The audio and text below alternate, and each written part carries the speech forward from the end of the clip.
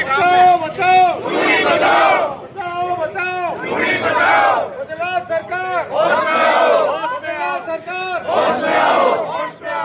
बचाओ बचाओ लोनी बचाओ बचाओ बचाओ लोनी बचाओ बचाओ बचाओ लोनी बचाओ गुजरात सरकार होश में आओ गुजरात सरकार होश में आओ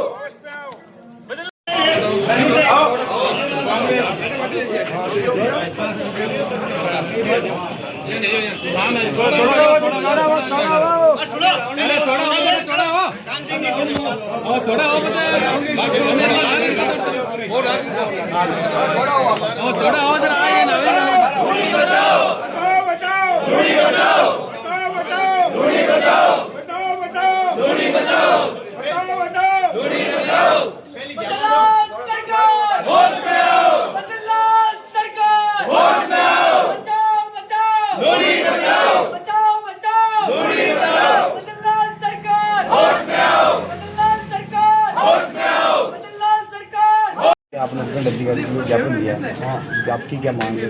हमारे ब्लॉक कार्यकारिणी द्वारा जो यहाँ आयोजित किसानों के और साथ में व्यापारी वर्ग भी है और भैरुंदा ब्लॉक की भी हमारी अध्यक्ष है, रियाबड़ी के भी ब्लॉक अध्यक्ष ही है और सभी कांग्रेस के पदाधिकारियों द्वारा आज यहाँ उपखंड कार्यालय में ज्ञापन दिया गया। लूणी का जो डाइवर्सन कर रहे हैं और जो बजट 2026-27 का था उसमें 110 करोड़ की जो इन्होंने बजट की घोषणा करके और रूपनगढ़ तक पानी पहुंचाने का जो इन्होंने सरकार ने निर्णय लिया है उसके विरोध में आज पूरा इलाके की भैरुंदा और रियाबड़ी का कांग्रेस के संगठन हम इसका विरोध करते हैं।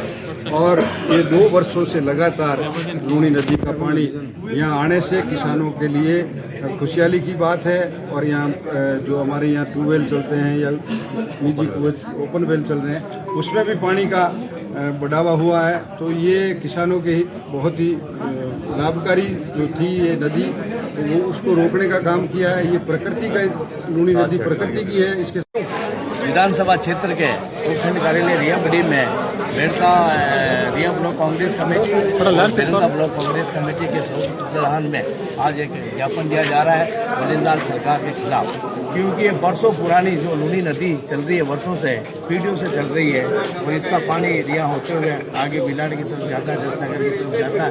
और जो भारतीय जनता पार्टी का जो बजट है 2026 और 27 का उसमें डाइवर्जन करने का जो काम कर रही है, रास्ता उधर साइड की ओर ले जाने की कोशिश कर रहे हैं। इसका पूरे जोर से हम विरोध करना चाहते हैं और जो बजट में इस डाइवर्ट करने का काम ये साइड जो ले जाना चाहते हैं लूणी नदी वर्षों से हमारी इतिहासी की लूणी रही है और रियाबड़ी की, जसनगर की और मेरला विधानसभा क्षेत्र के रोशा, रोशी, बिडाली इन गाँवों का जीवन रेखा है, ये जीवन की रफ्तार है लूणी नदी।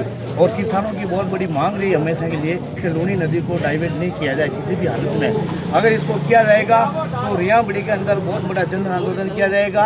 हम यहाँ धरने पे बैठेंगे, हजारों किसानों को तादाद में लोग आएंगे। किसानों की ये जीवन रेखा से जुड़ा हुआ है, जीवन का मामला है। तो हम सरकार से यही मांग करना चाहते हैं कि लूणी नदी को कहीं भी डाइवर्ट ना करें, जो अपने बरसों रास्तों से चलती आई है उसी रास्ते से गुजरती जाए, तो उसके साथ कोई छेड़छाड़ नहीं हो। हम सरकार से ये निवेदन करना चाहते हैं, मंत्री से करना चाहते हैं, मुख्यमंत्री से करना चाहते हैं। रिया कमेटी से मेरा निवेदन है कि लूणी नदी के साथ किसी प्रकार की छेड़छाड़ ना हो, क्योंकि ये किसानों के जीवन की रेखा है, जीवन इन पर आधारित है।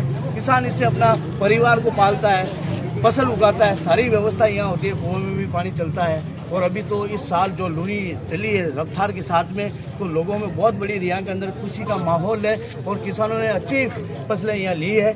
लेकिन आपदा आने के कारण कई बार किसानों की फसलें भी नष्ट हो जाती है। लेकिन लूणी नदी जो है किसान के जीवन की रेखा है, माध्यम है गुजारा करने का, तो इसको डाइवर्ट नहीं करें। सरकार करेगी तो रिया के अंदर बहुत बड़ा आंदोलन होगा, जन आंदोलन चलाएंगे हम लोग कांग्रेस। जय हिंद, जय भारत।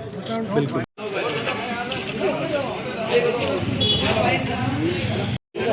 पानी डिवाइड के लिए जो